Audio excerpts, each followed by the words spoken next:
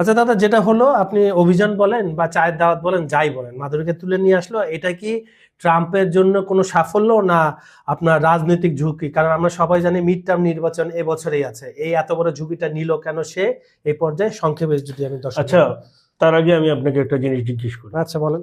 হ্যাঁ, America first, হ্যাঁ, নাকি America as global enforcer? Donald Trump first, আমি যেটা মনে করি। আপনি ডক্ট্রিন আমি এই কথাটা হ্যাঁ বলার কারণটা হচ্ছে যে ডোনাল্ড ট্রাম্পের যে নির্বাচনী ওয়াদা ছিল, মানে আমাদের দেশের ভাষায় আচ্ছা ঠিক আছে, এই নির্বাচনী ওয়াদা ছিল, সেটা তো ছিল কি মেক আমেরিকা ফার্স্ট এগেইন, তাই তো? কিন্তু আমরা যা দেখতেছি তা হচ্ছে কি আমেরিকা এজ গ্লোবাল এনফোর্সার।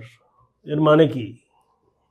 যা ইচ্ছা তাই করে, মানে আপনি যেটা হচ্ছে ছিল কি যে ট্রাম্পের ইয়ে ছিল কি যে বিদেশের সাথে সংঘাতে জড়াবে না, অর্থনীতিকে অগ্রাধিকার দিবে। দ্বিতীয়ত ঠিক আছে নিজেদের অর্থ, হ্যাঁ, কিন্তু এরপরে আমরা দেখলাম কি যে বিভিন্ন দেশে সরকার পরিবর্তন করা, তারপরে হচ্ছে আপনার সিরিয়া, নাইজেরিয়া, এইগুলাতে হামলা চালানো, এই পানামা খাল দখল করে নেওয়ার হুমকি, গ্রিনল্যান্ড দখল করে নেওয়ার হুমকি। গ্রিনল্যান্ড এটা দখল আপনি বলবেন না, এটা বলবেন যে কিনে নেওয়ার হুমকি, ওই একই কথা। ঠিক আছে, যে এই যে তার মানেটা কি দাঁড়ায়? আমি এর জন্যই বললাম যে তাহলে কি এটা কি এনফোর্সারের কাজ না? অবশ্যই। তো আপনি তখন বলছিলেন যে কি জানি বলে মধ্যপ্রাচ্যের মধ্যপ্রাচ্যের একটি দেশ, মধ্যপ্রাচ্যে যখন শান্তি বিশ্ব শান্তি সম্মেলন হয়, সেখানে তুলসী গবার্ড একটা কথা বলছিল, সেটা কি? দাদা আপনাকে আপনার বান্ধবীর কথাটা মনে করে দিতে চাই যে গালফে যে আলোচনা হলো, আপনার বান্ধবী তুলসী গাবার্ড কি বলেন, এখন থেকে আমেরিকার কোনো রেজিম চেঞ্জে যাবে না। তখন আমি কি বলছিলাম? তখন আপনি বলছিলেন আপনার বান্ধবী দূরের বান্ধবী, না যাবে না। যাবে না, হ্যাঁ। মানে কি? তার মানে এতদিন গেছিল, ওনার কথা তাই বুঝ যদি আপনি ধরেন। এবং এরপরে হচ্ছে সিআইএর সাবেক কর্মকর্তা, সে সেটা স্বীকার করছে যে বিশ্বের বিভিন্ন দেশে 93 বার ডিপ স্টেট চালাইছে, স্বীকার করছে তো। ইরানে 2 বার চালাইছে। ইরানের কথাটা চলে আসলো, মানে এমন একটা দেশ আর নিয়ে কথা বলতেছি যে সে কোন কোন জায়গায় কি করছে, তার অপকর্মের হিসাব করতে গেলে দেখা যায় যে ক্যালকুলেটর ভেঙে যায়, বড় মেশিন লাগবে। ইরানের যে এবারের কাহিনী সেম। কারণ এটা কেন বলতেছি যে আপনি এক স্যান্ডেলে ইরানের যে লোগো পতাকা, আগে ছিল কোনটা? আগে ইরানের পতাকা ছিল। এখন যেটা হচ্ছে পেহেলবির, যেটা আপনি বলেন পেহেলবির যুগ, এখন যেটা করছে বদলায় হঠাৎ করে পেহেলবির যুগের পতাকা দিয়ে দিছে। তার মানে কি? মানে এইটা হচ্ছে, এটা তো একই জিনিস, একই জিনিস, আপনার বান্ধবীর জিনিস। হ্যাঁ, যে ওই যে ডিপ স্টেট, সবচেয়ে মজার ইরান এবং ভেনেজুয়েলার ডিপ স্টেট একই সাথে শুরু হয়, একই সাথে শুরু হয়। এইবার প্রকাশের এটা এইবার সেটা হচ্ছে 6 মাস আগে। 6 মাস আগে।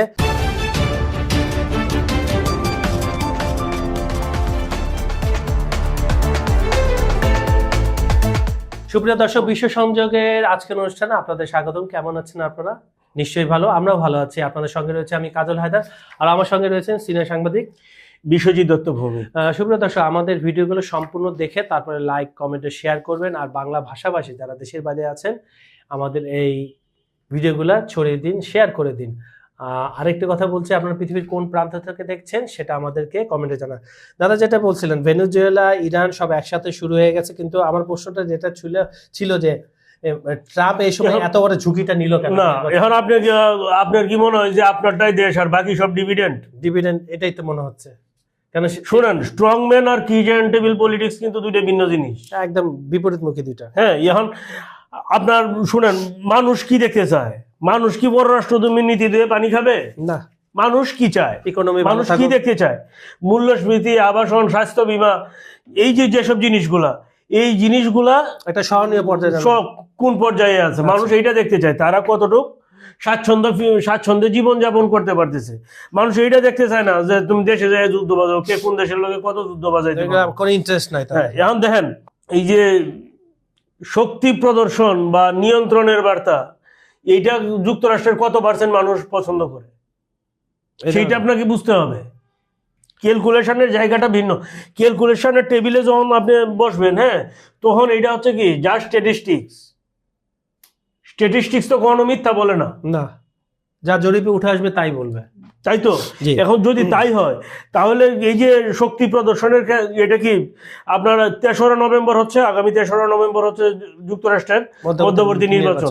সেই নির্বাচনে এটার প্রভাব যে নেতিবাচক পড়বে এটা তো ট্রাম্প নিজেও জানে। এর জন্যই হচ্ছে যে এখন হচ্ছে আপনার কি জানি কয় যে তার দলের যে নেতারা বারবার ফোন করতেছে যে অন্যের দেশের দরকার নেই, নিজের দেশ চালান। হ্যাঁ, আসলে ট্রাম্প তো নিজেই এখন চালান হয়ে যাওয়ার উপক্রম। ঠিক আছে। আচ্ছা, এর মাঝখানে আপনার মাদুরে একটা মেসেজ দিছে তার ছেলের মাধ্যমে, এটা একটু বলেন এক ফাঁকে। মেসেজটা তো আপনি ক্যারি করবেন, ক্যারি করেন, তারপরে আমরা যোদ্ধার দল, আমরা ঘাবড়াই না, আমরা ভালো আছি।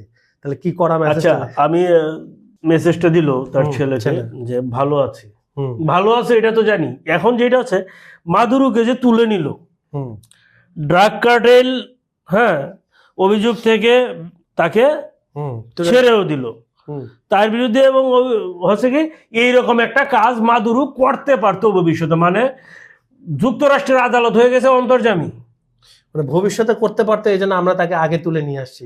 এখন যেটা হচ্ছে, এখন আপনার কেন মনে হয় না যে এই যে জিনিসটা পুরাটা একটা সিনেমা, এইটা আসলে মাদুরোকে সেফ এক্সিট দিল ডোনাল্ড ট্রাম্প? এখন আমি আপনার কাছে জানতে চাই আর কি। হ্যাঁ, এখন ঘটনা হচ্ছে আপনি যে বললেন সেফ এক্সিট, তাকে কি আমেরিকা যদি সেফ এক্সিট না দেয়, হ্যাঁ, তাহলে এই সময়, হ্যাঁ, মানে বিভিন্ন এর আগে তথ্য আসছে যে মাদুরোর স্ত্রীকে হচ্ছে মারধর করছে, তো এর পরে বলতেছে যে আমরা ভালো আছি, আছি। তার মানেটা কি দাঁড়ায়? যদি সেফ এক্সিট, তাহলে আপনি কেন এটাকে না, আপনার কথা একটা ইঙ্গিত আছে, ইঙ্গিত আমি বলি, আপনি এটা ভালো করে জানেন, আপনি আগে পূর্বে বলছিলেন এই যে টোটাল ব্যাপারটা যখন ভেনেজুয়েলার গত 3 মাস ধরে উত্তপ্ত জাহাজগুলা গেল, পুরা ক্যারিবিয়ান সাগর ঘেরাও টোরো, তখন কিন্তু মাদুরো একটা রিপোর্ট বাইরে আসছিল যে মাদুরো চাচ্ছিল সেফ এক্সিট, তাকে তার যেন কোনো ক্ষতি না হয়, তার পরিবারের ক্ষতি না হয়, সে সম্পত্তি নিয়ে অন্য একটা দেশে আমেরিকার মাধ্যমে যেন সেটেল হয়। তাহলে তো ঘটনাগুলো 2 2 4 মিলে যাচ্ছে। আপনার কি মনে হয়? সেইটা তো আমি তো সেটা আপনার মুখ দিয়ে বের করতে চাইছি, সেটা গেল একটা বিষয়। এখন দেখেন যে ট্রাম্প কি মনে করে, অর্থনীতি কিন্তু সব না। একটা জিনিস আপনি মাথায় রাখেন, আপনি যে মার্কিন অর্থনীতি খাদের কিনারায়, তা তো অবশ্যই। এখন এইটাকে আপনি বাংলাদেশের অর্থনীতির সাথে কম্পেয়ার করলে হবে না। না, সিস্টেমই আলাদা, দুইটা আলাদা একদম। দুইটা যে অপারেটরই ডিফারেন্ট, একদম পুরোপুরি উল্টা। ট্রাম্প যদি বাংলাদেশ চালায়, আমি বলতে পারি যে 6 মাসের মাথায় ট্রাম্পের মাথায় কোনো চুল থাকবে না। যাক, টাক হয়ে যাবে, ট্রাম্প মাথায় চুল থাকবে না। চুল তো থাকবেই না, ওর জায়গায় বইছে পাগলা গারদে।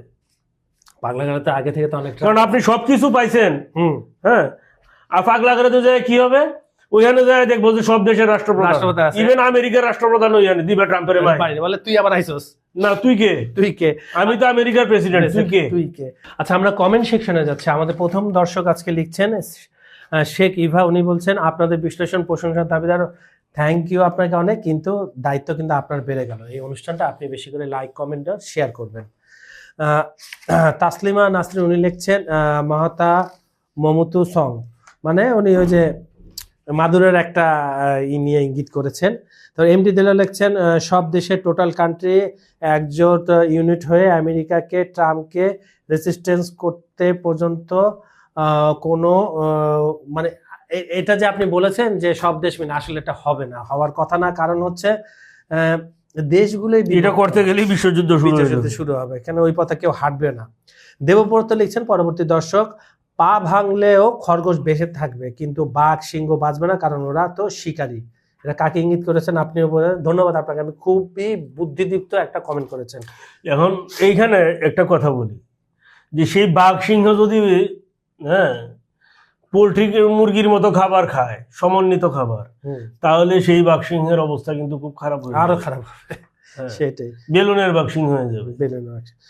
আচ্ছা, সমর গাঙ্গুলি আমাদের আজকের অনুষ্ঠানের সর্বশেষ দর্শক, উনি লিখছেন international law is not for followed by America that indicates might is right in the world, might is right. এটা সবসময় পৃথিবী যখন থেকে সৃষ্টি হয়েছে তখন থেকে শক্তিটাই আসলে সবকিছু, লাঠি যার চর্থা।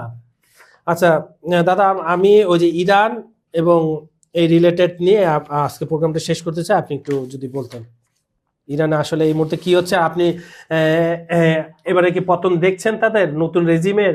পেলভিতে বলছে আরো 2টা দিন আপনি চালায় যান, আমি আসতেছি, মানে আগেকার ইসলামিক বিপ্লবের আগে যিনি ছিলেন, যে রেজা বাদশা শাহ। ছিলেন, হ্যাঁ রেজা শাহ। রেজা শাহ পাহলভীর ছেলে। এই তো হুম হুম এখন দেখেন যে একটা কথা বলি, যে পালভি। এটা যদি হয় তাহলে হচ্ছে ইরানের মানুষ তাদের নিজের পায়ে কুড়াল মারবো। আচ্ছা, এটা ইরানের সোজা হিসাব। ইরানের মানুষকে বুঝে? ও তো আমার কথা শুনবে না, সেটাই।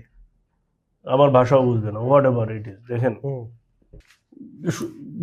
এই পিএলবি কে উচ্ছেদ করা হয়েছিল কেন? হুম কিসের জন্য খামেনি আসলো? কেন খামেনিকে উচ্ছেদ করা হইলো? বা পিএলবির আগে কেন মুসাদ্দেক সরকারকে উচ্ছেদ করা হইলো?